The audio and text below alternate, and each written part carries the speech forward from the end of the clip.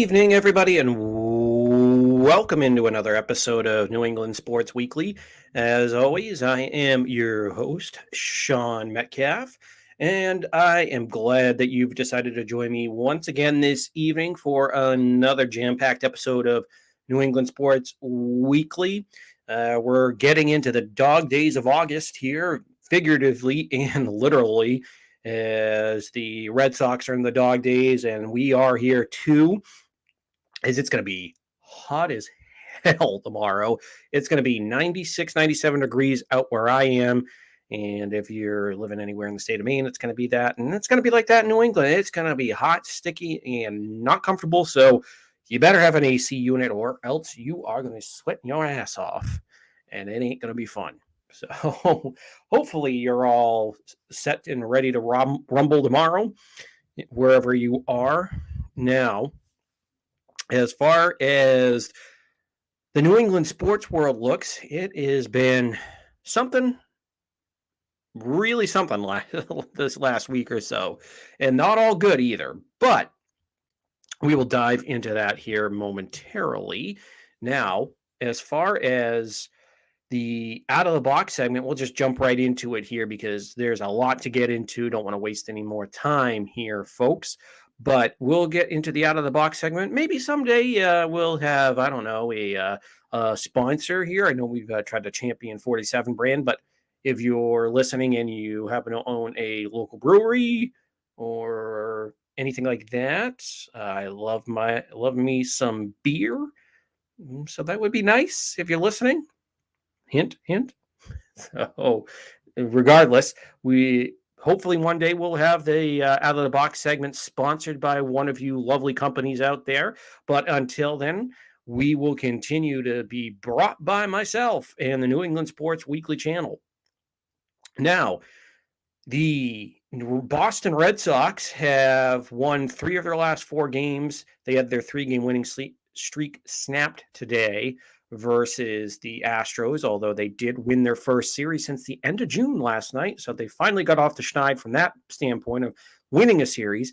And what are they, 4-2 now? 4-2, 4-3, or 5-2 against the Astros. So they actually have a winning record against, and arguably, in my opinion, the best team in the American League. Not record-wise, but I think overall talent-wise, I would rather be the Houston Astros than the Yankees. Yes, am I biased? Yes. But, I mean, even objective people out there are going with the Astros just because they're more well-rounded than the New York Yankees. But besides that point, the Red Sox, in other news, in the probably more interesting news, because where the Red Sox kind of stand now that they're, 3 games out of wild card after their loss today, or 2.5 technically as it stands right now. They did make some moves at the trade deadline. Now, a lot of people thought that they might be sellers because of how the month of July went for them and just that giant skid that they went on and went from the first or second place wild card team all the way to, at one point, 4 or 5 games out of the wild card. So they ended up trading away Christian Vazquez to the Houston Astros. So it was a eerie sight as he was in the Red Sox locker room and was out at batting practice. Because remember, the Red Sox were playing Houston Astros over this 3-game set down in Houston. He was taking batting practice, or getting ready to take batting practice. Finds out he was traded, asked Alex Cora one last time if he could take BP in a Red Sox jersey. They obliged him, and he was kind of standing in that group of Red Sox players beforehand. And then a bunch of cameras were trained on him, and that's when he found out that he was traded over to Houston. He obviously got emotional, and we'll get into the impact of Vazquez here in a little bit. But he was the biggest piece that got moved off the Red Sox, which was a little perplexing why it was just Vazquez and what the Red Sox plan is, if they have one, because God knows it doesn't look like they have one at this point, but we will dive into that as well. But that wasn't the only move they made, as they did not trade Eovaldi. They did not trade JD Martinez. They didn't trade away Xander Bogaerts, which that we kind of knew that one wasn't going to happen, but they didn't trade away Kike. They didn't trade away any of their other pending free agents outside of just Vazquez, which still I don't know why they did that if you're not going to go into full sell or keep them if you're going to go into a full buy, but it was just odd, very odd. So right after they traded Vazquez, they ended up getting Tommy Pham, the Reds outfielder, who is having an okay season so far with the Reds, as he came over and actually did have his first hit in a Red Sox uniform last night and scored the Red Sox first run of the game. But Tommy Pham, who this year is more well known for his slapping Chalk Peterson over a fantasy football dispute than he is for actually any of his accolades that out there on the field. So it's very, very interesting to say the least, if you want to put it at that point, because it is something. It is something. But and Tommy Pham, who is on the roster as number 22, like I said, he is hitting 239, 11 home runs, 39 RBI. So not bad, but not great either. It's kind of middle, which kind of goes great with this team, as they really have not been they've been a middle of their pack team, so it kind of goes along with everything else. But Tommy Pham's best days were in 2019, 2020 with the Tampa Bay Rays, where in 2019 Tommy Pham ended up having 155 hits, 21 home runs, 68 RBIs, and ended up batting 273. And then his best season overall was in 2017 with the St. Louis Cardinals, where he ended up hitting 23 home runs, 73 RBIs, and hit 306. And then in 2018, split between Tampa and St. Louis, he hit 21 home runs, 63 RBI. So he's a solid player. I mean, obviously, if this is going to be a guy that hits towards the end of your line, top of your lineup, a contact guy, and this is a guy that would have been great if you had gotten this guy. Let's see, maybe at the beginning of the season when you needed another outfielder out there. But don't worry, it's not a big deal, Bloom. Not a big deal at all. Don't worry about it. It's not a problem. Not a problem at all. And then they went out and got Reese McGuire, who is more known for his story of how should we put this? Because I know why I don't want to have this podcast demonetized by YouTube or any of the other outlets that I'm on. He went to a Dollar Tree parking lot. This was when he was back with the Toronto Blue Jays. Went into a Dollar Tree parking lot down in Dunedin, Florida, near the Blue Jays spring training facility. And he went to town on himself. He went to Hand Central Station, whatever other adjective you paint the picture. I don't know if you really want to paint that picture, but you kind of catch the drift there. That's what he's more well known for. Not known for being a power hitting catcher, not a contact guy. Not really. I mean, obviously he's going to be your not starting catcher because you have Kevin Plawecki, but it's really going to be a platoon situation with Reese McGuire and Kevin Plawecki, and neither one of them I feel great about it. So there's going to be your Vazquez replacement. So not feeling great about that. Tommy Pham, solid, but not anything I'm going to scream and yell about with having Tommy Pham on the roster.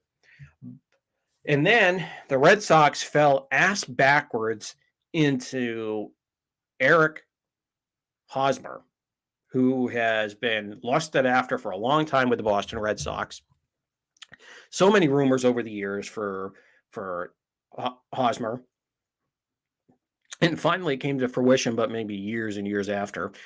So Heim Bloom finally, after 2 years, gets a first baseman, but it may be a little too late, but we'll get into that. But they, like I said, they lucked into him from the standpoint that he was supposed to be in the Juan Soto deal. And if you haven't heard, Juan Soto was traded to the San Diego Padres in a blockbuster deal where the Padres basically sent their top four, top five overall prospects over to the Washington Nationals in exchange for Juan Soto and Josh Bell. So, i.e., since you're getting a better first baseman as far as in power and production, somebody had to go, and that somebody was the incumbent first baseman who had been solid but hasn't really lived up to that contract, and that is in Eric Hosmer.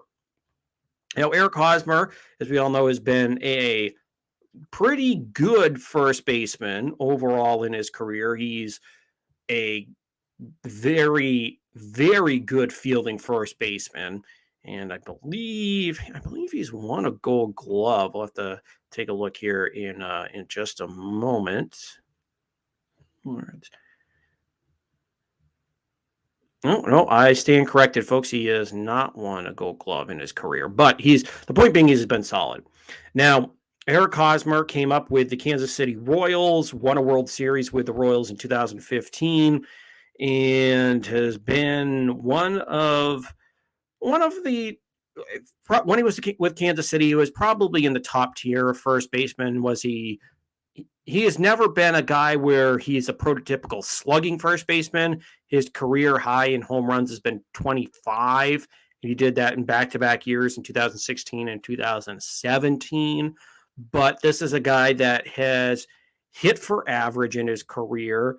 He's hit at 297, 293, 270. He's a career 277 hitter, has 196 home runs, driven in 875 home runs. He's 32 years old. So he's a solid first baseman. He's one of those guys that he's going to lengthen out the lineup. He's going to probably hit like somewhere between 6th to 8th in this lineup for you on a daily basis. But Bloom, like I said, really lucked in and backed into this because this is a guy that is finally you get a actual major league first baseman who is not going to fiddle around with the ball at first and you're going to watch him and it's going to be like little league.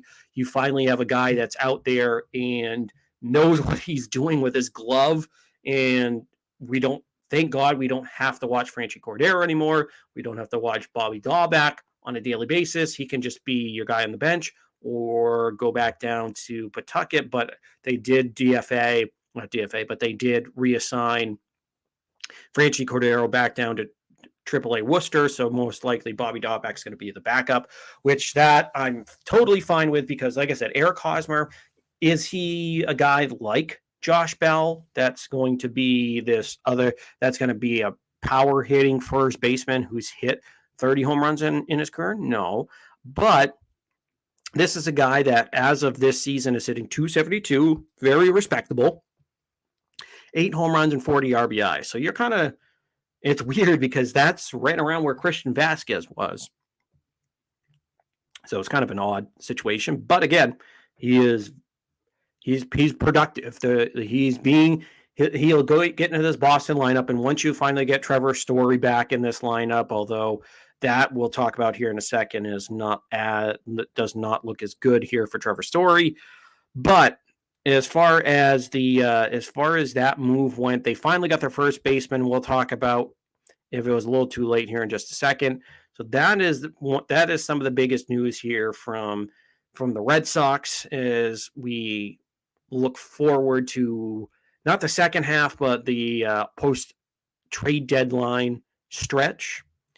And then we'll look over at the New England Patriots now as they have started training camp. And the Patriots have looked to change their offense as the reports are out there that they're trying to run a little bit of the Kyle Shanahan zone run that he basically adopted from his father, Mike Shanahan. Got a adopt that along with what the Rams do, because the Rams do run a little bit of that zone run scheme as well, but also a little bit of what the Rams do from their passing attack. So, which is a little bit more simplified.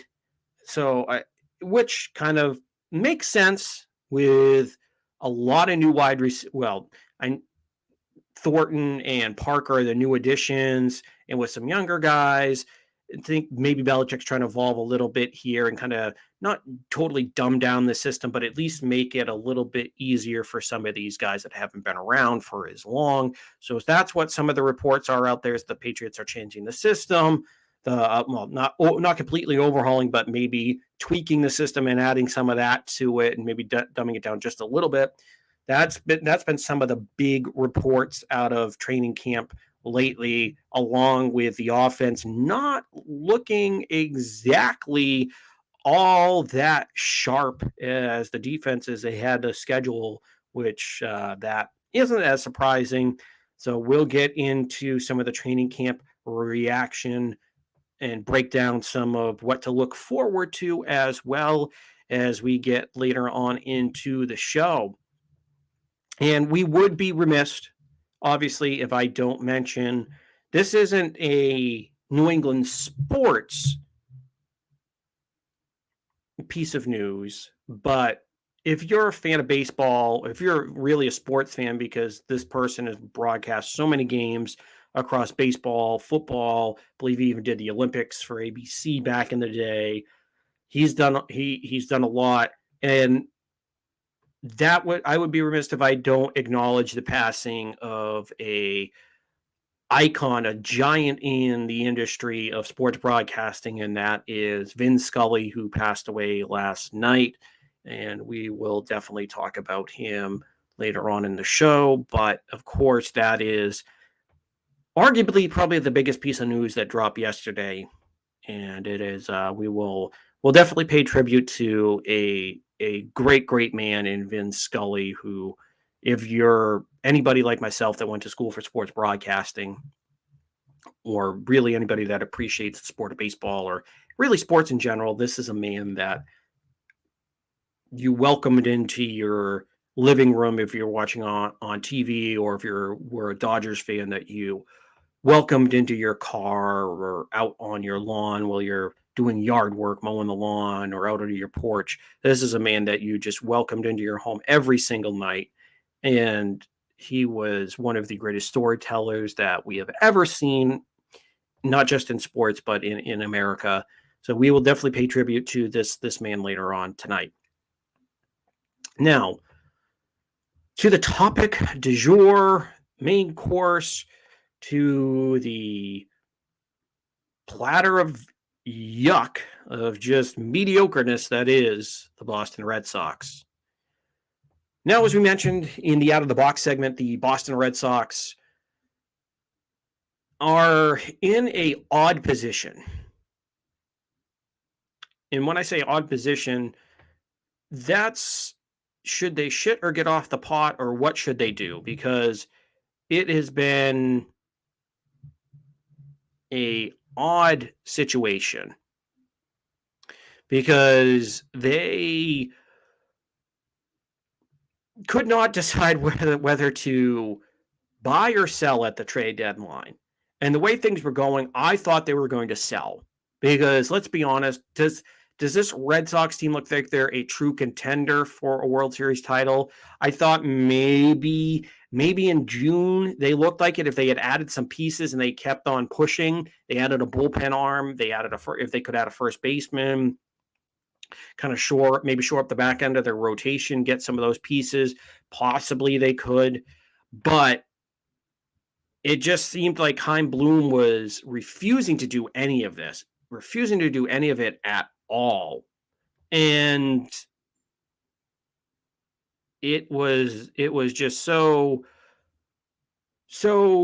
odd to see what the position they were in, because Bloom has kind of refused to really kind of go in any direction, and we just watched them in the offseason not add the first baseman after we knew last year that they had a hole at first base. You can say whatever you want about Bobby Dahlbeck and, oh yeah, he finished the year with 25 home runs, blah blah blah blah blah, and he had a hot little stretch at the end. Okay, but by now Bobby Dahlbeck is just a very very streaky player in the mold of Jackie Bradley, where he might have one good month during the year, and that's it. So you knew you had to fill that hole at first base. And I know people wanted to bring in Kyle Schwarber, which I wouldn't have been opposed to bringing Kyle Schwarber, maybe if he was kind of spread him out to the outfield, played first base, have him there so that if JD Martinez walks in the offseason, that, okay, he could be there. But that's water under the bridge at this point. You didn't try to go out and sign a veteran first baseman? Nope. You didn't go get a closer? Nope. You didn't try to get a guy like Carlos Rendon, who ended up going to the Giants and actually got traded at the deadline. You didn't go and call the you didn't go and call the Oakland Athletics about a guy like Chris Bassett or Frankie Montas or Sean Manaea. Nope, didn't do any of that. None of that at all. You went out and, I mean, this is the one area where, okay, maybe some of it's been solid enough. You had Michael Wacha, who up until he got hurt in June was actually really good. And then you had a guy in Rich Hill who was pitching pretty well. But it was it really wasn't all that spectacular of what they did in the offseason. They kind of just let some holes fester. And then what did they do? It continued to fester into the regular season. It was just awful. It's just baseball malpractice is what Heim Bloom has done to this baseball team. It's just infuriating. And then finally, you get to the trade deadline and you are where you are. And if you're being honest with yourself, as much as I love this team, as much as I want them to compete, obviously I want them to win a World Series. I hate having to see them lose, but if you're being honest with yourself, they didn't look to be in any position to make any serious noise. Okay, so if you snuck in and got that last wild card, it would just be pretty much a one and done series, because remember, the wild card series now is a 3-game set. It's not just one game because you have 3 wild cards. But the point being is that you thought they were probably going to sell, get rid of anything that wasn't nailed down, that wasn't named Rafael Devers or Xander Bogaerts that you weren't going to keep. So you thought, okay, maybe we're going to trade JD Martinez, trade away Christian Vazquez, trade away any of those relievers, trade away a Kike Hernandez, a Jackie Bradley Jr., and hell, if you know you're not going to sign Bogaerts, because I'm in the mind that you should re-sign him. But let's just say if you're the Red Sox front office and you're not serious about re-signing Bogaerts, he's just going to walk. Then go and try to get something for him. But instead of going into sell mode, the Red Sox go into this half-assed riding the fence, trying to please both parties BS. They ended up trading away Christian Vazquez to the Houston Astros. And that was the move that really kind of put some of the Red Sox veterans kind of over the edge, I guess, if you will. Not that Bogaerts went out and just went on a tirade, but you could tell yesterday when reporters asked them about trading away Vazquez, who is beloved in the clubhouse. And let's not get this lost here, because I think lately a lot of people have kind of overblown Vazquez as far as how important as far as offensively, how well he was doing this year. He's been having a solid season. Just look at the numbers of Eric Hosmer. That's what you're getting. And as from a catcher, yes, that's really good. It is. And I'm of the opinion, if you're going to go for it, you keep him. But if you're going to sell, then sell him, sell other pieces. But what you did is you pissed off guys like Bogaerts, who are great friends with him. He's a great leader. I think some of the defensive metrics have been a little overblown on him. But the point being is that Christian Vazquez he's better than anything that you have right now. Like, I love I love Plawecki as far as in the intangibles that he brings, the leadership that he brings as well. But let's face it, he's not an everyday catcher. He's a play once a week catcher, maybe twice a week catcher. And no, you decided to go and trade Vazquez away, who is a legitimate everyday solid offensive catcher, and you traded him away for single A prospects, which, okay, fine, whatever. You get prospects, but it's what are we doing? You're trading away one guy, and then on the next breath, you get Tommy Pham, you go and get Reese McGuire after you created a hole. And like I talked about earlier, Reese McGuire is more known for his escapades in a Dollar Tree parking lot than he is for anything else in his career. So he's your platoon catcher along with Plawecki, unless obviously Connor Wong can show he's got any offensive abilities. So it's just frustrating that they kind of rode the fence. And then, like I talked about earlier, they had a perfect situation just absolutely fall in their lap from the standpoint of Eric Hosmer, who the Padres absolutely had to get rid of, because after he vetoed that trade where he was involved in the Juan Soto deal, you knew San Diego was going to still try to get Juan Soto, which they did. They ended up completing the trade. They ended up setting Luke Voigt in his stead. But after Hosmer vetoes the deal, you know he's pissed off because he wants to stay and try to compete for a World Series title, but he doesn't want to go and doesn't want to go to a crap team like the Nationals. So he vetoes it because the Nationals were one of the teams on because he had a list with like half of the teams that he didn't want to go to.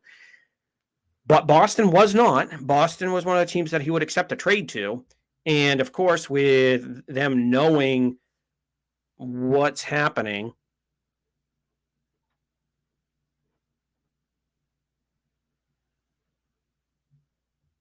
but as far as but as far as what the Red Sox did with Hosmer, like I said, he had to veto the trade. Sorry, I just had a text from a family member. Just had to just make sure it was not an emergency call there, folks. Sorry about that. But anyways, with the Hosmer deal, like I said, he wanted to stay there, but the Padres needed, obviously, they know they have a disgruntled player on their hands that knows that they were trying to trade him. They know they have to get rid of him. So the Red Sox, like I said earlier, fell ass backwards into this situation where they've been in desperate need of a first baseman for 2 years now. And Hosmer, now that he had to get traded, the Padres were willing to basically do anything to trade him, get him out, get him away. And they practically just gave him out for free because the Padres are paying all of his remaining $44 million for the next 3 years. They're paying all the money. And obviously the Red Sox could have well afforded to pay that money, but now you get him for nothing. You had to send over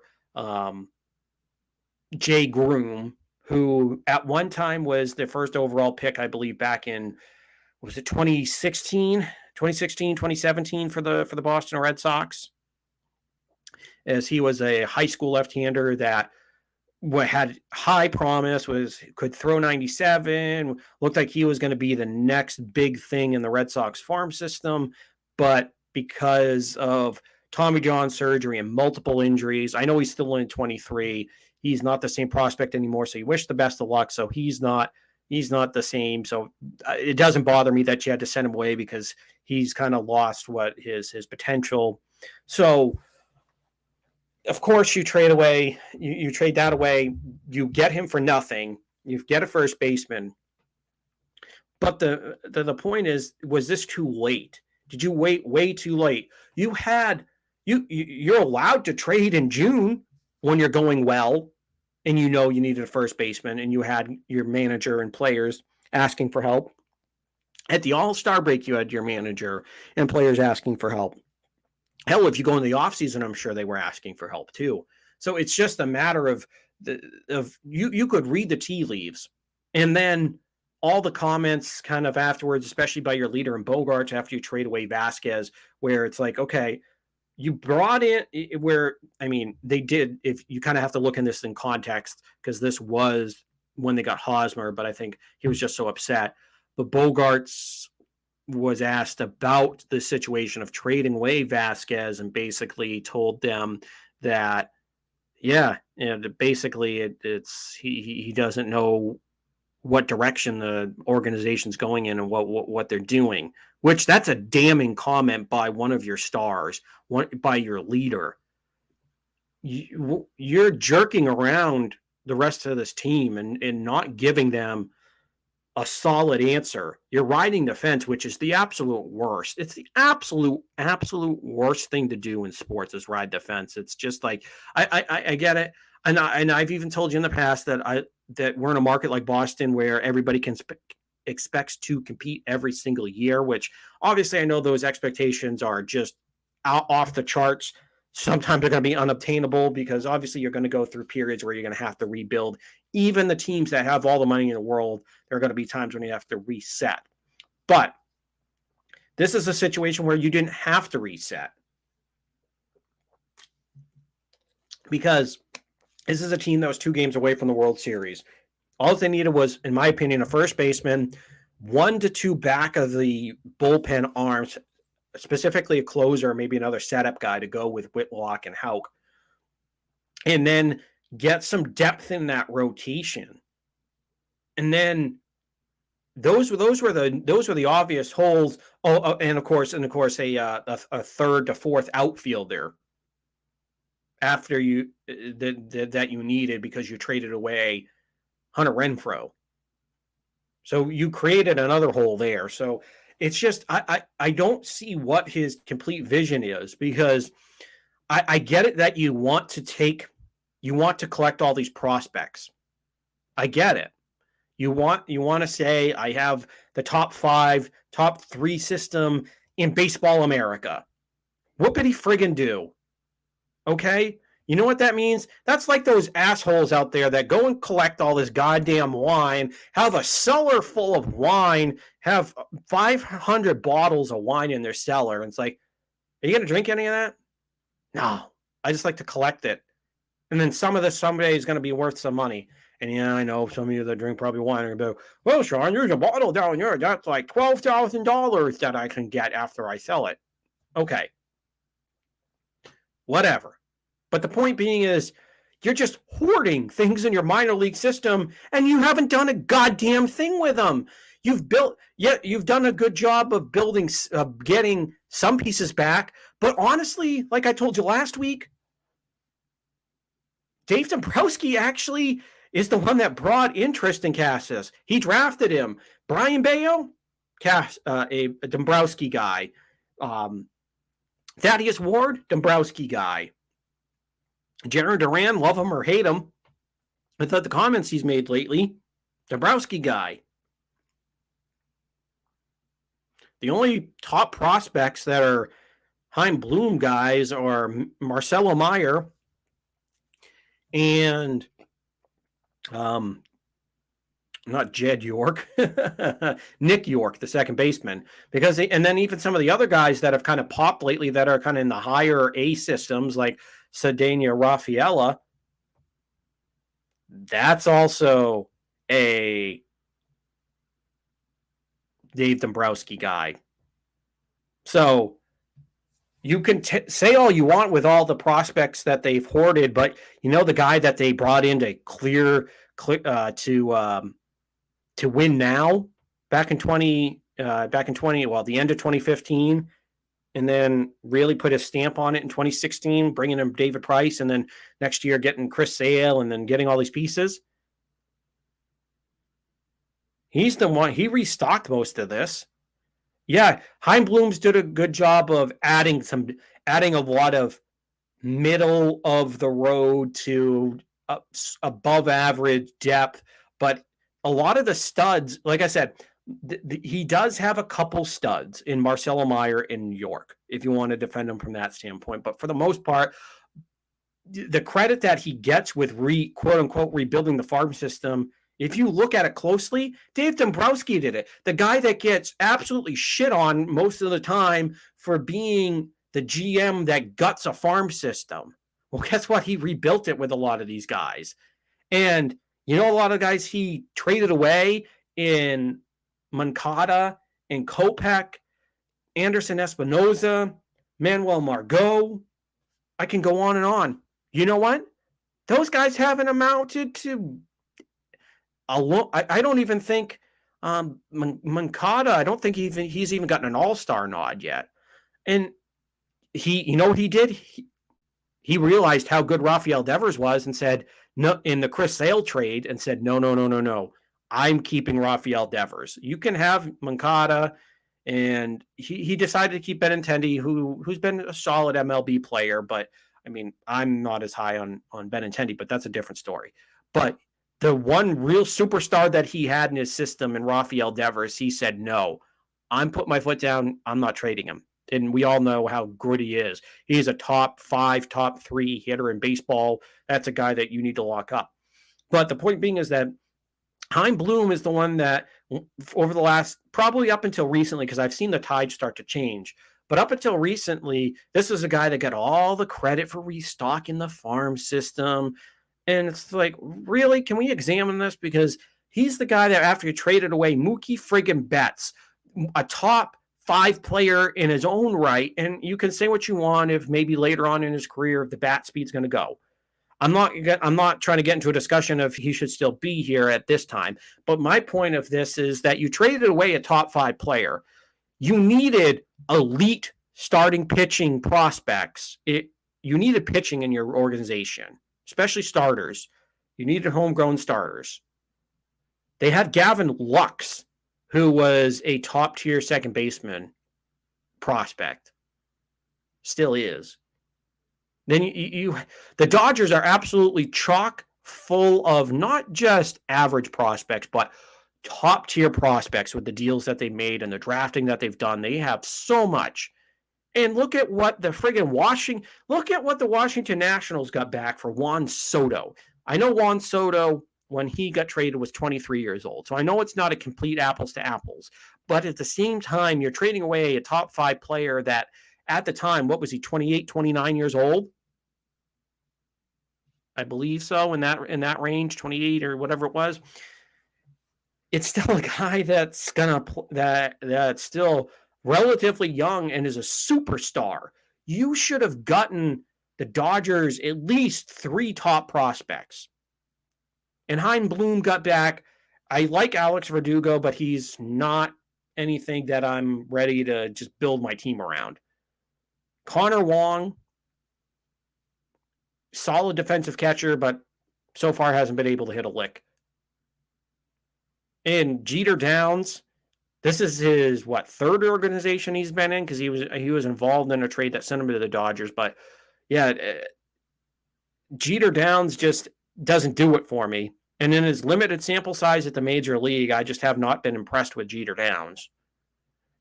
The swing is way overcomplicated. So do you trust Bloom if he has to trade away some of these guys as well? So that's kind of what scares you as well, that you were kind of damned if you kind of think about it that way, if he was going to be in charge of trading away some of these guys at his trade deadline. So kind of in a way, maybe you dodged a bullet there as well. But it's just, what are we doing? What direction are we going in, Heim Bloom? You traded away a guy in Vazquez. You brought in some okay pieces, and then you brought in Eric Hosmer. So, yes, you probably got slightly better, moderately better. Are you World Series contender better? Most likely not. Most likely not. But now you're kind of in that trying to ride the fence position, which is the worst position to be in building a franchise. You have to kind of commit either way. Or even if you kind of go into a soft rebuild where you're going to know you're going to have money coming up in the offseason. You re-sign Bogaerts, you re-sign Devers to a long-term extension, and then you end up just going and maybe bring back like even if you sell off an Evaldi, you sell off a Vazquez, you sell off these pieces. If you want to bring back Vazquez and Evaldi, guess what? You have the money and resources to do that. Just do what the Yankees did in 2016. Yeah, in 2016 when they knew they weren't going anywhere. What did they do? They flipped Aroldis Chapman to the Cubs. They got Gleyber Torres back. And yeah, I know he's had some good years, but he hasn't absolutely lived up to everything. But guess what? They signed when the Cubs were done after they won the World Series, Chapman came right back. So why don't you do that? If you know you're not going to be completely in it, maybe you talk to your clubhouse and just be like, okay, maybe they're not going to act. They're obviously not going to like it because they want to win now. But maybe if you're a little honest with them and just say, all right, we'll flip these guys. If you guys want to come back, we'll make the effort to bring you back and we'll make some of those signings. But no, just Heim Bloom, what the fuck are you doing? What are we doing? It just makes no sense. None of this makes sense. I just don't get it. How can we go? How can we go 2 games from the World Series, 2 games from being in the World Series to this pile of garbage? And I know there's been injuries and blah, blah, blah, blah, blah, but it's just like, what direction are we going in? You can't decide at the trade deadline, and you made the team marginally better, where now if you're this Red Sox team, you're just going to have to say, F it, and let's go for it. Let's try. Basically, you do what they did in the movie Major League to piss off the owner at that point where he wanted to sell. So you're basically doing that standpoint where pissing off Heim Bloom where he wanted to kind of trade some of these assets and maybe rebuild it in his image, if you want to say it that way, then maybe you piss him off and you try to go deep into the playoffs. And then that's the other thing there with Heim Bloom. It's like you came into a situation and it feels like it was a team that won a World Series in 2018. He took over the end of the 2019 season after Dombrowski gets fired. So you kind of come in and slash payroll. And then it's like, okay, you got rid of Betts. All right, let's try to build the rest of this up. But it just feels like he walked into a situation that did not need a full rebuild, where you still had a full cupboard of Bogarts, a full cupboard of Devers. You just look around there. There were definitely plenty of pieces there. And what did he do? He's just like, all right, we're going to get rid of this, get rid of this, get rid of this, get rid of this. And before you look, the house is half empty. And you're like, I didn't hire you to do a full demo, a full breakdown, a full just whole renovation. I asked you to come in and just revamp a couple of the rooms because the rest of the house was good. That's what it feels like. He kind of came into a situation where, oh, I'm just going to blow this up, full rebuild, and build this in my image, where it's like, no, this team just needed maybe, you knew Betts probably wasn't going to come back. You needed to get as much for him and cut payroll, cut some of the dead weight off this team, but you keep the stars, you keep the Devers, you keep the Bogarts, you keep all the big guns. But it just feels like Bloom came into this, and I mean, I could be proven wrong because we have a whole off season, we have a whole another season and a half to try to get Rafael Devers signed, and they could go and sign Xander Bogaerts in the offseason, but with some of the comments that he made after the Vazquez trade, who knows, that might have pissed him off. But it's just like, what are we doing? What in the hell are we doing? And then just the things that you hear about what he's done as far as with the Rafael Devers situation, where this is a source that I trust, and don't run with this as far as, oh, this is an actual story. No, this is what I heard from Lou Merloni, as far as, and we know Lou Merloni works at EEI. He's played Major League Baseball, played for the Red Sox as a local guy. We all know that he's pretty plugged into this team.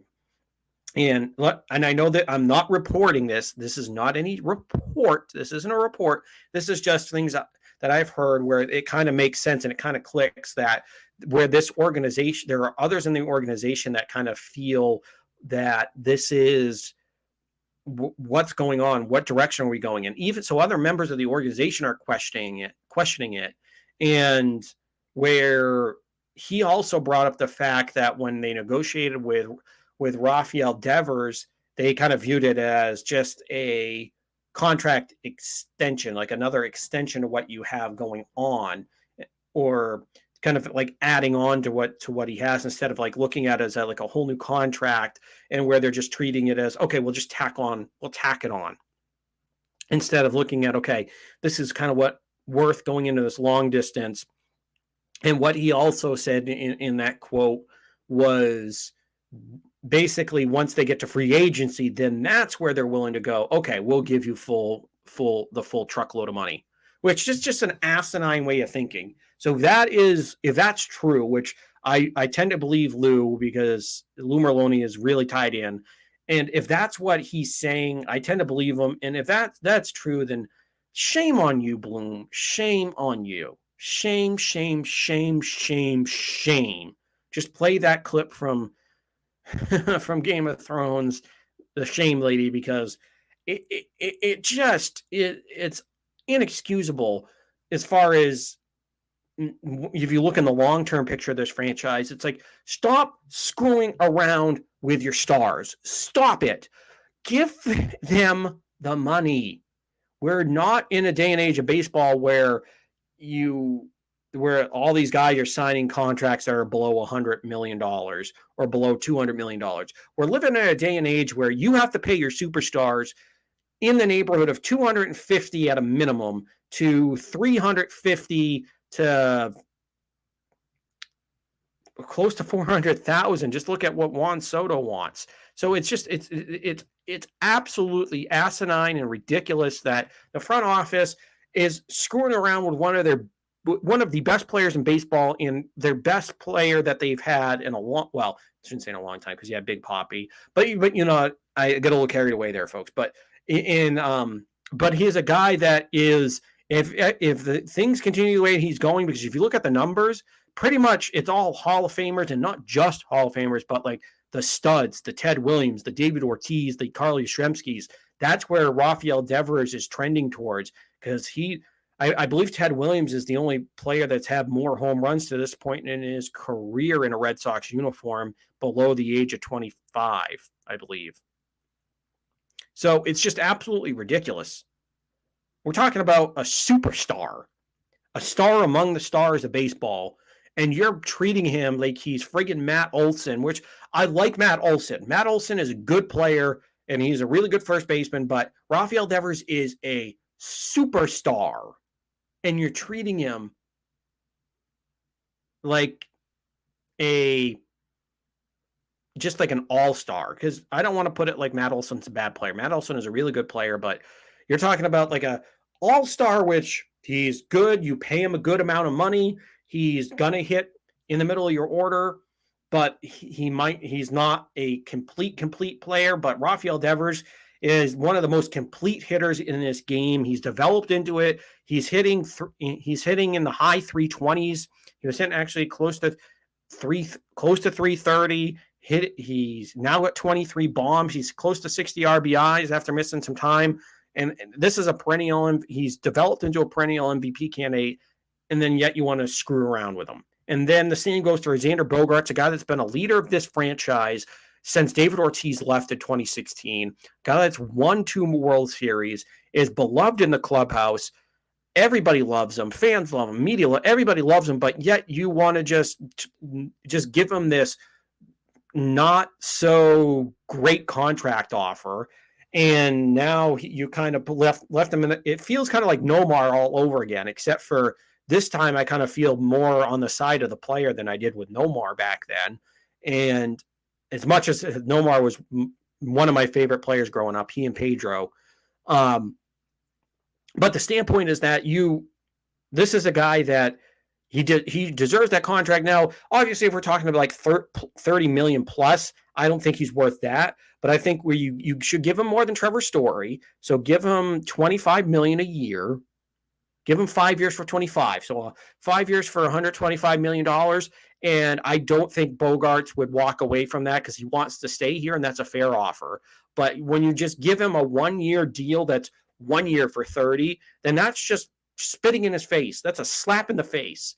So it's just all around, from the long-term view of just hoarding prospects and not going out and trading for guys like Juan Soto, or going out and getting a Luis Castillo, or going out and trading for any of these top stars that are out on the market that fill needs, like fill a first base, fill a pitching need, fill a bullpen need. You haven't gone and done that. You've just sat there with your thumb up your ass and been like, no, I'm just going to hoard prospects.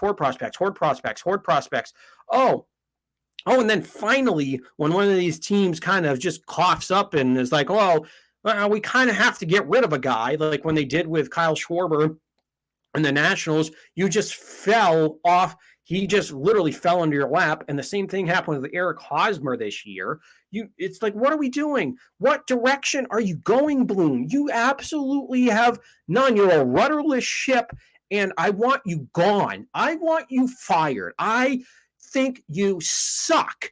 And yes, I know I'm just a kid that went to school for sports broadcasting and has his own little podcast and doing it in his friggin' room. But you know what?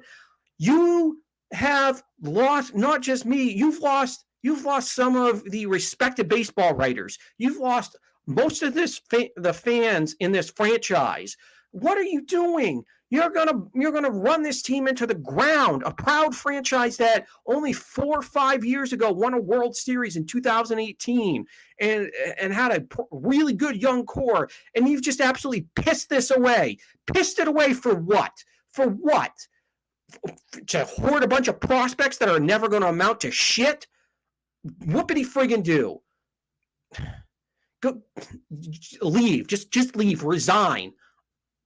Give me Dave Dombrowski back, because at least that man got us a World Series championship and he knows what a winner looks like. Heim Bloom wouldn't know a winner if it came up and slapped him right in the face, and he almost had one last year, and he was damn lucky that team stayed together and performed so well. And that team was really exciting to watch. And he just absolutely decided, other than adding Trevor Story, it was like, okay, which I like Trevor Story, but you decided not to go and add to the rest of it. You did not fill holes. So it's been 2 years of looking at the same effing roster and not doing a goddamn thing. Oh, we're just going to trim money. And if you got orders from John Henry, then shame on you, John Henry, for not wanting to keep on winning. I'm sorry that I demand more of you. And listen, I don't subscribe to the factor that he's got the Pittsburgh Penguins, he owns the Pittsburgh Penguins, and he owns Chelsea Football Club. I understand that you can have multiple assets and still spend the money in them. But for whatever reason, you want to just cut money off of this roster and just kind of, all right, I own the Red Sox, I'm just going to have a bunch of people show up to the park.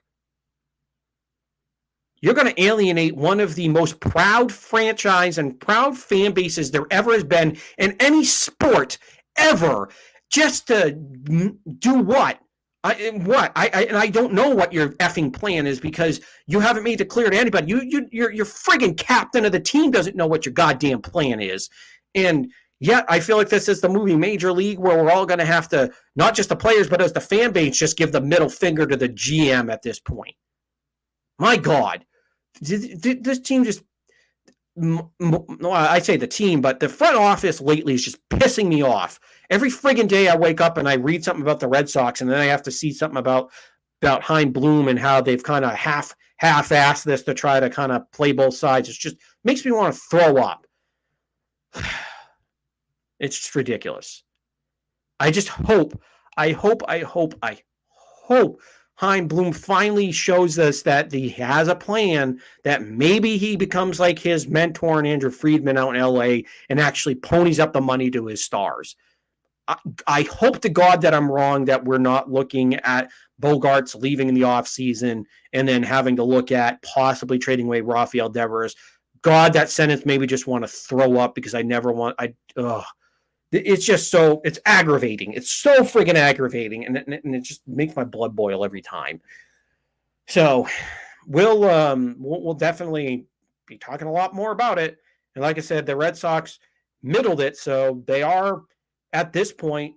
They're in a point where you might as well just you might as well just go for it now because you only traded away Vazquez. So I don't know what the hell you're trying to accomplish there in trading away a better hitting catcher and then not selling anybody else off and getting 2 single A prospects. What did he friggin' do?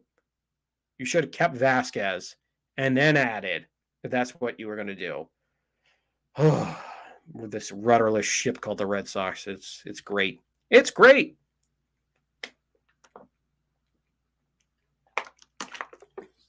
But we'll switch up gears here and we'll talk about the New England Patriots.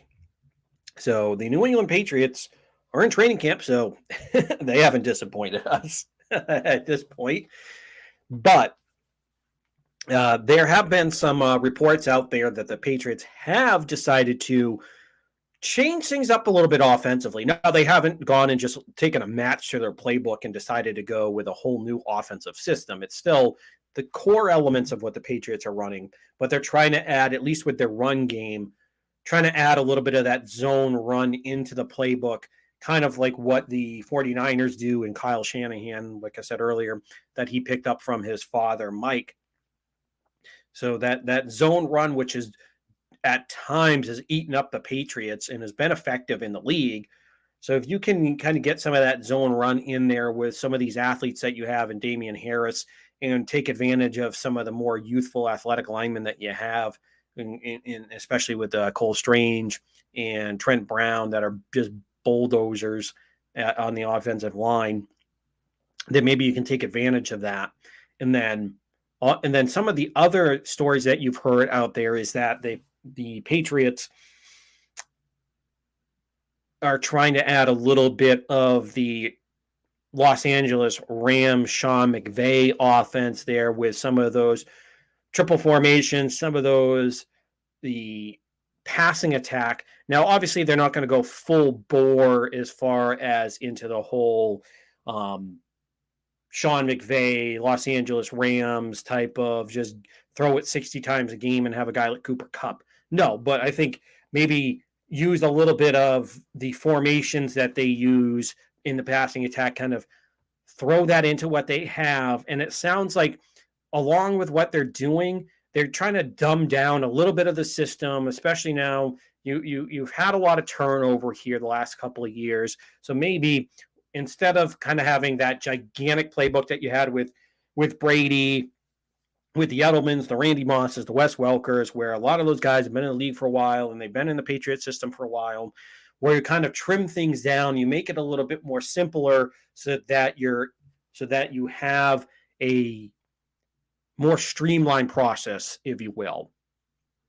So between them adding a little things from here and there, but trimming it down. I mean, it's kind of weird that you would add some things, but trim it down. But that's kind of what you've heard. So maybe they're kind of doing a little bit of hybrid there. And Belichick always likes to take a little bit from here and there. Now, when I say that they're trimming some of it down, it's not going to be like, oh, we got a peewee or we got like a Division III college team going on. No, that's not what's happening here with the Patriots. But like I said, with just some of the younger pieces that they have, the turnover that they've had, it might be a smart idea to maybe shelve some of those ideas until Mac Jones is ready with some of them other complicated things that Brady used to run. So we'll see how that goes. Now, obviously, one of the other things that's come out of the Patriots camp at this point has been the offenses looked a little off. Now, some like the first couple of days, you were obviously without pads on, you did hear that, oh, okay, here's Devontae Parker making all these great catches and Tyquan Thornton and some of the offenses making these good plays. But, of course, that's without pads. Now, since they put the pads on, I mean, there have been moments where they've been good. Now, I know some people have wanted to get all panicked about, oh, the Patriots haven't done great. They're trying to add this and that. Listen, am I a little concerned? Yeah, there's a tiny little bit of concern just because obviously you got a lot of moving parts here, bringing to Devontae Parker. It's Mac Jones' a second year. You have Matt Patricia and Joe Judge that are kind of co-running this offense. So it is, from that standpoint, with the moving parts, it's a little concerning. But at the same time, I think Mac's a smart enough kid. You have Bill Belichick there that I just don't think it's going to be an utter disaster. And again, we're talking about what, the sixth or seventh practice, the Patriots have had. And this is silly season when it comes to people exaggerating from both ends of the spectrum. Everybody wants to throw out, oh, this is going to be the greatest offense ever, or this team is absolutely going to suck. They can't do this, they can't do that. I'm not completely. I'm not going in either direction super far. I'm still sticking with what I thought in the offseason. I still think you added Devontae Parker, who I think is a guy that can, when he's healthy, he's a solid playmaker out there, can get you in the neighborhood of 900 to 1,000 yards. He's a contested catch guy. He's what you wanted N'Keal Harry to be, but a guy that actually knows what to do when he's healthy. So this is a solid guy that's going to add some good playmaking, some not elite level playmaking, but he's going to be able to be that go-to guy down the sideline for Mac Jones. And now that pushes guys like a Kendrick Bourne and Jacoby Myers down the list. And of course, I love what Kendrick Bourne did last year. I think this is a guy that he can push for 1,000 yards. So I don't know if the Patriots are going to have 2,000-yard receivers this year. That'd be asking a lot of Mac. But this is a guy where both he and Parker are going to be kind of in the running for most yardage, receiving yards on the Patriots. So I like they have a solid amount on that receiving core. And Tyquan Thornton has apparently, from what I've heard in reports from guys all the way from the NFL Network, ESPN, WEI, all the people that have the Boston Herald, the Boston Globe, all those guys, you've heard some pretty good reports about Tyquan Thornton, they say he's been in the playbook, he's smart. You see that, you can see the speed. The only thing that's kind of been a negative on him is there were times where before the pads came on that he did struggle a little bit to get off the line. And obviously a guy that's a little bit skinnier, it's not as physical. That does kind of worry me a little bit, but it does seem like, unlike some other receivers that they've drafted, it does seem like he's out there actually making plays. He's not invisible. And obviously maybe some of that has to do with Mac Jones is not a guy like Tom Brady who's been around for 10 years, 15, 20, 22 years where rookies aren't his favorite target. But in this case, Mac Jones is only in his second year where he's basically only a year removed from being a rookie. So he understands how difficult it is. And it just seems like Tyquan Thornton is a guy that's impressed a little bit here in practice. Now, I'm not going to go overboard and say, oh, we're going to have Randy Moss 2.0 here. No, but I think this is a guy where he can be that deep ball, change of pace, if you will, specialist, where I think this is a guy that could get 30 catches, 500 yards, and 3 touchdowns, have an okay rookie season, a solid rookie season, something to build off of. But it does seem like this is a guy that is going to have that ability to get down the field. And you hear the hands are pretty good. I know all the jokes about him having small wrists, but I think for me, if he can over camp, learn to get separation on NFL corners and safeties, then I think you might have a pretty solid weapon even in his rookie year that is going to be that fourth, fifth option. Because, and of course, and another one that even Belichick is starting to rave about is Nelson Aguilar. Now, Nelson Aguilar, I'll see it when I believe it, because this is a guy that last year was invisible. He wasn't horrible, but he was just invisible and didn't show up in some of the biggest moments. He's had a couple solid years in his career, but again, we all know the story with him struggling with drops. The most yards he had was with the Raiders a couple of years ago. So this is a guy that I think you overpaid for. I'm not the biggest fan of Nelson Aguilar. So again, this is a group of Patriots that I think they're solid. I like them. It's not as, like, obviously it's not in the position where they were before you got Parker and and gut Tyquan Thornton. Again, I'm still the biggest Tyquan Thornton fan. Let's make that clear. Is like I know there was a lot of reports, so I'm gonna put a little bit of ice on that. I'm gonna pump the brakes as far as that. I'm happy that he's making plays in practice because that was things that N'Keal Harry wasn't doing. So I'm glad that he's out there and he's actually performing, and it seems like he's actually getting this done. So I'm cautious. I have a little bit of cautious optimism, but again, there's probably a little bit more skepticism if I'm going to be real, because I doubt his ability to get off the line and get off some of those more physical corners and safeties. That's what worries me here.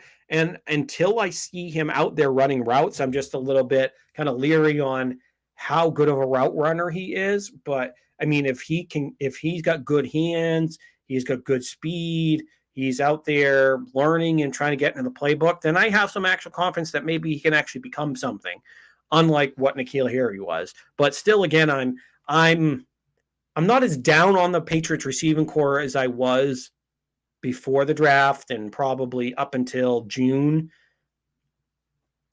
I see there could be a little bit of improvement here, but again, it's still a workman-like receiver group that there's no Justin Jefferson, there's no DeAndre Hopkins, no Devontae Adams, Deebo Samuel, no alpha receiver there that I'm like, all right, this is going to be the guy that gets 1,400 yards, gets 10 touchdowns, and going to be the one that takes away all this coverage and then opens his things up for everybody else. But again, I think there's enough there to like with Devontae Parker and Kendrick Bourne that I've kind of brought my expectations up just a notch more. I'm still not going to say we're going to have like any top 10 receiver group, but this is a group that it's going to be adequate enough. It's going to be solid enough where you can win with them. They're not going to be a detriment out there. They're just going to be a nice, solid tool to have. And of course, kind of going along with that is going to be the tight end group where you had Hunter Henry, who had a career year in touchdown catches at 10. But again, this is where it's still this is still a guy where he still hasn't cracked over 600 yards receiving in his over 700 yards, I should say, in receiving.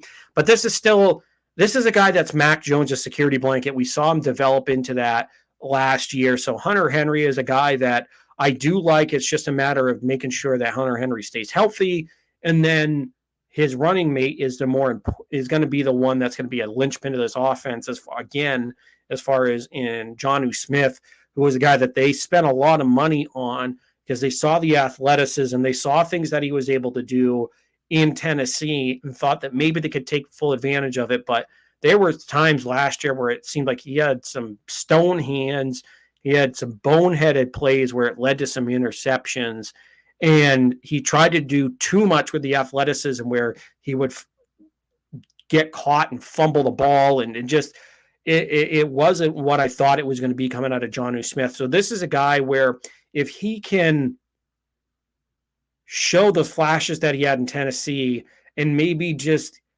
being a second-year player and into that playbook, he knows what more to look at and do. So if he can be that guy and be that complementary piece to Hunter Henry, then I feel better. But again, that's still a guy I'm skeptical on. So I feel okay about the tight end group because you got Hunter Henry. So that's a good spot to be at with Hunter Henry. And if Jonnu Smith can be something this year, then you'd be solid. But again, I'm not holding my breath on that. So overall, between the tight ends and the wide receivers, I think you have a pretty solid group, a group that, I mean, if you were like the Jacksonville Jaguars, you'd probably take this group. If you're another one of those groups that doesn't have the best receiving core, maybe the Texans, but although you have Cook, you did get Brandon. Well, you still have Brandon Cooks, and then you did get John Mechie. So I mean, but I'm just saying that there are some other teams out there that would probably take what you got for receivers, but not as many as you'd think. But then we look at the running back group. And this is where this gets interesting because I really like what they have in this group. Now, I think we're kind of going overboard because how many times have you heard about Ramondre Stevens lately from guys like Rob Ninkovich, who now works for ESPN, the former Patriots linebacker, who said this could be a top 5 running back? And then we've heard guys compare Ramondre Stevens to Le'Veon Bell in his prime, because remember Le'Veon Bell in his prime from like 2013 to 2016 or so, but right before the season, right before he held out in that season, he was an absolute stud. Could run the ball. He was a brick house running the ball, but also was patient and had moves, but was physical. So he was a complete package there and could catch the ball. So we're talking about a guy that was an absolute stud before he sat out and then is dealing with injuries. So he's not the same Le'Veon Bell anymore. But the point being is that that's pretty high praise if you're linking him to that. And I know some guys have mentioned Marshawn Lynch because of the physicality and speed. It's just the comparisons are all across the board. So I love Ramondre Stevenson. I think he can develop into a 3-down back that can get you 1,100 yards, 7 to 10 touchdowns a year in that neighborhood, be a bell cow back. But right now, I'm not going to go, okay, so he's going to be Marshawn Lynch. He's going to be Le'Veon Bell in his prime. He's going to be a top 5 running back. The one thing that kind of stops me from going into any like, oh, he's going to be a top 5 is that you still have Damian Harris, who the Patriots love. And Damian Harris in his own right is a pretty good back. He had 15 touchdowns last year. So we're talking about a guy that is very good, very, very good. But again, when you have a guy, you're going to have to split carries. This is a Patriots running back group that Belichick is always, unless your name was Corey Dillon, there was a lot of split. Even when LeGarrette Blount had over 1,000 yards and had 12, 16 touchdowns in a season, he still had to split it with Damian Lewis and some other and other running backs out there. But again, I think you have 2 very, very good running backs in Damian Harris and Ramondre Stevenson. And I think Ramondre Stevenson will probably halfway through the season take over as the lead back, because I just think he has the potential, even though because he's dropped weight. He's down. I think he dropped like about 10 pounds. He's down to 228. And this is a guy that I think has the speed and power combination and can catch the ball. So I'm actually really excited to see what he can do, but I'm not going to go overboard with this. So and then you drafted Pierre Strong and you drafted some other intriguing pieces as far as some pass catching running backs as well, because James White looks like he is on his last legs. They kind of gave him that veteran contract to come back this year. So it'll be interesting to see what they kind of do with the pass catching role as far as outside of like Ramondre Stevenson and some of those others. So we'll see how that goes. But altogether, I really like the running back group. I think they're in a pretty good hands. So altogether, the skill group, I know it was kind of maligned over the offseason, and I had my share of pot shots that I took at him. But I do think with kind of seeing how Devontae Parker has kind of come in, and at least in training camp, he's fit in, I'm willing to kind of give him more of a chance than I did, because I was never a Devontae Parker fan. Even after they traded for him, I was kind of skeptical, just because he's always had a track record of not staying healthy. He's had one really good season where he had over 1,200 yards and had 10 touchdowns. So he's shown that it's there. But the more I've kind of dug into it, when he's been healthy, he's been out there and been productive. So I actually I like that pickup. It's not like one of these guys that's been healthy and was kind of like a Kevin White out in Chicago, where he was a first-round wide receiver, and some of these other wide receivers where they're out there but they don't produce. This is a guy that when he's out there and healthy, he's actually been productive.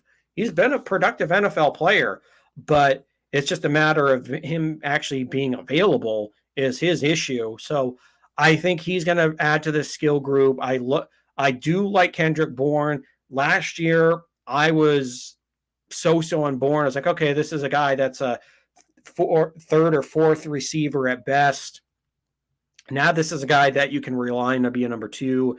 And then you have a nice solid possession guy in Jacoby Myers, who all three of those guys I think are going to be pretty good, reliable targets for Mac Jones. Again, we don't have a guy like a Justin Jefferson that's a young stud, or Jamar Chase. That's another young stud out there. But again, you maybe you found a diamond in the rough in Tyquan Thornton. But again, I'm not going to hold my breath. But there are pieces that you like on the receiving core. The tight ends are solid. You don't have a Travis Kelce or George Kittle, but you have a piece. You have a piece there in Hunter Henry, who is a security blanket. And then, like I touched on, the running backs, I like the running backs. That's probably out of my offensive group. The running back group is my favorite on this Patriots team, just because you do have Ramondre Stevenson, you have Damian Harris, who are two guys that you can really rely on and run this offense through, literally. So, and I know we'll devote a whole section to Mac Jones here coming up as well, what he has to get into. But I wanted to kind of get into that offense, because that's kind of what the hot topic has kind of been this week, has been the offense, what they've been doing with the offense. So I'm excited to see what Bill Belichick and this and Matt Patricia and Joe Judge have cooked up here. Hopefully I'm not disappointed like I've been thinking, because again, I know I sounded optimistic in this segment, but they're just I still have my doubts as far as what Patricia's going to do. I wouldn't trust my dog alone with him, let alone NFL offense, as far as coaching goes. So it's going to be interesting to see what they do. But I'm a little bit more optimistic than I was, even with some of the reports that have come out, because like I said, camp is silly season. I take everything with a grain of salt, where you don't know exactly everything the Patriots are working on. So it's just a standpoint of, until they get into game action and I can kind of see what they're trying to work out here, then that's where I'll get worried. But until then, I like the direction that this offense is going in. I think it's going to be a nice complementary offense, or it's going to be, I shouldn't say complimentary, because that's kind of even a diss. I think it's going to be a nice solid offense. Where is it going to be record setting? No, but this is going to be an offense where you're going to be able to control the clock with the running game, and with Devontae, and we'll see what Devontae Parker has. So maybe you have a guy on the outside where you can finally, maybe not win every single shootout, but you can maybe get into an unexpected one here and there, and you can have a snowball's chance in hell to try to maybe win it. So it's not like last year where it was, all right, Mac Jones can throw it, but he doesn't have a lot of weapons. But now you have Devontae Parker, maybe Thornton develops, and then you kind of push it everybody else. So I think I like where they are at this point. Now, of course, like I said, next week we'll definitely take a look at Mac Jones and what he has to look forward to going into season number 2. And actually, I think next week is going to be that first Patriots not regular season game, but the first Patriots preseason game. Yep, Thursday the 11th. They are home against the Giants, which that's kind of odd, because every year they end camp with the Giants. So that's kind of strange. But anyways, so actually next week we're not going to break down the game because it's preseason, but we'll at least kind of have some things to look at we'll have some things that maybe we can talk about, maybe they want to work on in the game, like I said, and then we'll also obviously touch on Mac Jones, look at that. And so there's definitely plenty to look at here from Patriots camp. Now, as we mentioned, one thing I do want to talk about here is with the passing of Vin Scully, because, as I mentioned, as somebody that went to school for sports broadcasting, he's a guy that obviously somebody that, for what I went to school for, he was one of the guys that he's the gold standard. He's the one that everybody looks up to as far as you have Vin Scully, the Al Michaels. I know you can say what you want about Al now, but I'm talking about Al in the heyday. You go back, you look through all of history. There's too many to kind of all go and look at them at once. The Jack Bucks, you name them. There's been a lot, but Vin Scully is one of the all timers as far he's one of the greatest broadcasters of all time. And sadly, he did pass away yesterday, and he will sorely be missed. And like I talked about earlier, he's a guy that he called Dodgers games from when he was 22 years old in the 50s. In the 50s, when they were still in Brooklyn before they moved to LA. And then when they moved to LA, that's when things really got cemented for him out in LA. And I mean, he's been going, like I said, since the mid to early 50s all the way. He retired in 2016.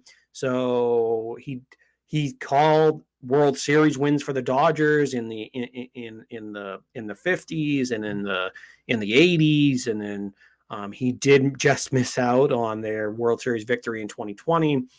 But this is a very, very iconic man that not only did he just do Dodgers games, he called national games for NBC. He did World Series games for NBC. And if you're a Red Sox fan, one of the most infamous calls in the Red Sox history with Bill Buckner, that was Vin Scully calling that game in Game 6 of the 86 World Series on NBC.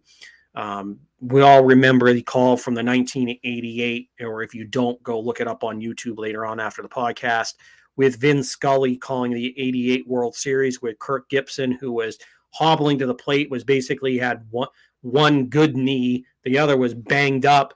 So on one knee, he homers, and the iconic call from Vin Scully just echoes through the night, and it was great.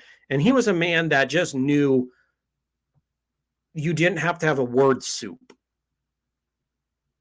He just knew there could be some silence.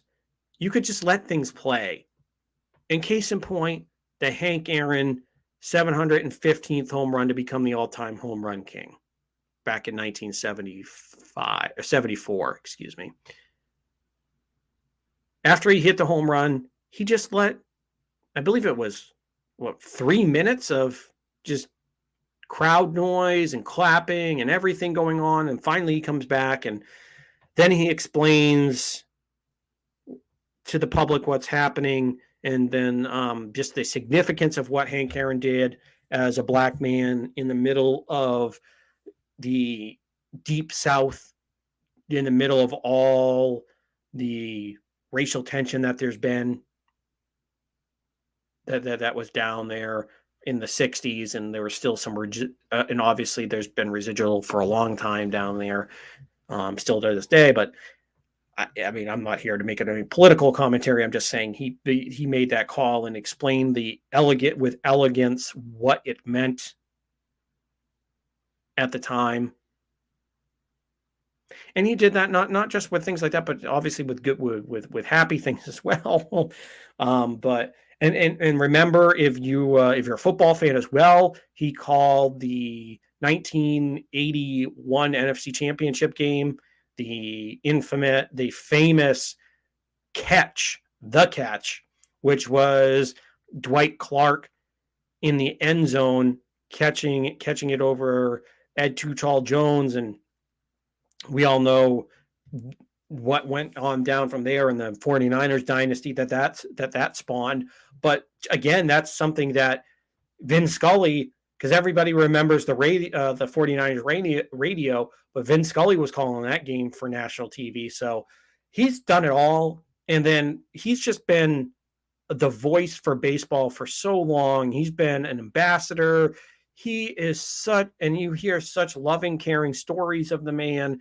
it was just so sad to hear that he's left us, that he's passed away, because baseball, I know he retired in 16, but baseball in the world won't be the same without him, because this is a man that's, like I said, he's just been a soundtrack to so many summers, been in so many big time situations broadcasting games, that it was a pleasure to watch him, pleasure to listen to some of the moments that he's had.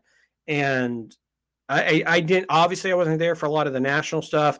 I was there later. I heard later on with a lot of the things that he did for the Dodgers, because listening to him, like when Manny went to the Dodgers, calling about Manny Wood, so things like that. But it's just, he's an icon and he will be missed. And our condolences go out to the Scully family and his friends and everybody involved in his life.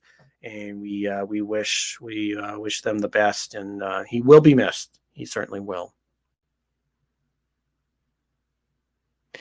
Now, as we look towards next week, like I said, we will definitely take a look at the Red Sox and see how things have started to kind of shape up post trade deadline. See if they can continue to win some more series here, as they do have some more winnable ones, as they do go to Kansas City this weekend. You'll get Eric Hosmer tomorrow. So hopefully they can pile up some wins here, get back into this wild card race. We'll see what happens. And of course, anything else that happens with this team, we will let you know. And of course, the Patriots will be in the midst of training camp.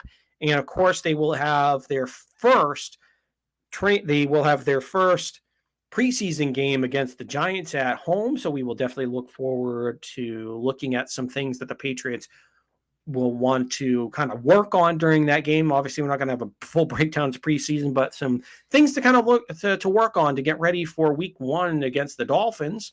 And then, of course, anything else that happens in the Boston sports landscape, or again, like anything that happened with Vin Scully, with any of those type of icons, we will definitely pass that along. And I can't believe I missed this. Before we end this podcast, we do have to say, I can't believe I almost forgot this, but Bill Russell passed away as well last Sunday. So I would have been sorely missed if I did not mention that. And so Bill Russell is we all know all the accomplishments that Bill Russell has had in the Boston sports landscape. Won 11 titles as a player and player coach from the late 50s through the 60s. 11 titles in 13 years is unheard of, will never happen again in American sports. And he's the greatest winner of all time, bar none, the greatest winner of all time. You win 11 championships and you're the driving force on pretty much all of them, then yeah, you're the greatest winner of all time. And I love Tom Brady. The greatest modern winner is Tom Brady. The greatest modern winner is Brady, but the greatest winner of all time is Bill Russell. But more than just his accolades on the court, because we could go on and on about Bill Russell, but things he did for the African American community back in the 60s, in the middle of some of the worst racial tension that we've seen since the Civil War, and a lot of it was residual that was left over from 100 years before or 100 years after in the 60s, and just what he did to fight for civil rights is just amazing. If you want to see a little bit of it, there's plenty of documentaries out there that show what he did.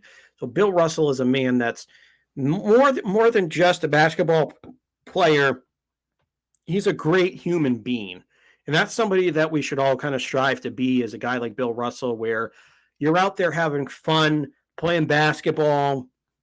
You've done a lot in your basketball career and basketball life, but you also recognize the difference that you can make in the community, and a true difference in a community, not just out there kind of for the PR stunt of it all, but no, he was out there doing what he thought was right and trying to help out his fellow human and his fellow and it I can only begin to imagine the things that he had to go through in his life, and it's just to think about the magnitude of what he's done between basketball and between just his civil rights efforts and everything else that he's worked towards, and just to see all the outpouring of support for Bill Russell from all the former Celtics, all the former NBA players, everybody out there. It's been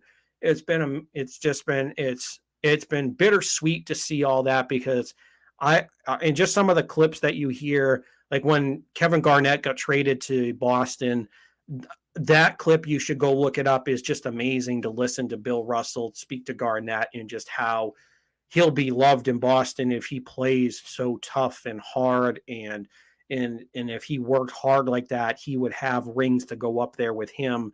And then he promised Kevin Garnett that if he didn't win those, then he would give them his rings so that he could have one. But of course, we all know that Garnett, Pierce, and Allen won a title, but that's besides the point. It's just the heart that man had for everybody was just amazing. And that's somebody in my life that I wish I could have met, because he's a superstar and he is larger than life, but he's also a guy that you read things, you hear things about him. He was one of those guys that just kind of always seemed like he was more down to earth and more of a complete human being than anybody could wish to be. Like, I wish I was as good a person, as good a human being as Bill Russell was. And it's sad to hear that he's passed away at the age of 88. So we've lost two legends between Bill Russell and Vin Scully over this last week. So it's a sad time here in the sports landscape. But we wish the condolences. We give our condolences and wish nothing but the best for the Bill Russell family as they deal with this loss. So our hearts go out to the Russell family, and we remember one of the greatest Boston athletes of all time in Bill Russell. So again, that will do it for this week's show. Sorry, I just did not want to forget Bill Russell. I would have felt like a complete asshole if I didn't do anything for Bill Russell, because he's an absolute legend and a treasure in the New England region and in basketball in general and humanity. So it's so to not mention what Bill Russell has meant to the Boston Celtics in this community would have felt a little hollow if I didn't mention that. But again, keep in tune for next week for anything updated on the Red Sox, Patriots camp, and any other news that comes across. And remember, every Wednesday night at 8 o'clock, you can always catch an episode of New England Sports Weekly. We're usually about an hour to an hour and a half every week. And if you want to you should like and subscribe to the show on YouTube. Just hit that like button somewhere right down in there and hit the bell for any notifications. And of course, you can always follow the show and listen to it on Spotify or SoundCloud. Just search New England Sports Weekly on Spotify or SoundCloud, and you can listen at any time if you're not able to catch the broadcast live. And if you have any questions, you can always, during the show, send us a live comment. Or if you can't and you want to have a comment or share any concerns or have any questions for next week's show, just follow me at Twitter or Instagram. And it's the one you can see right on the screen, at Sean_Met28 for both Twitter and Instagram, or follow the show on Twitter at NE Sports Weekly. All right, folks. Well, you have a good rest of your evening, and we'll see you next week for another episode of New England Sports Weekly.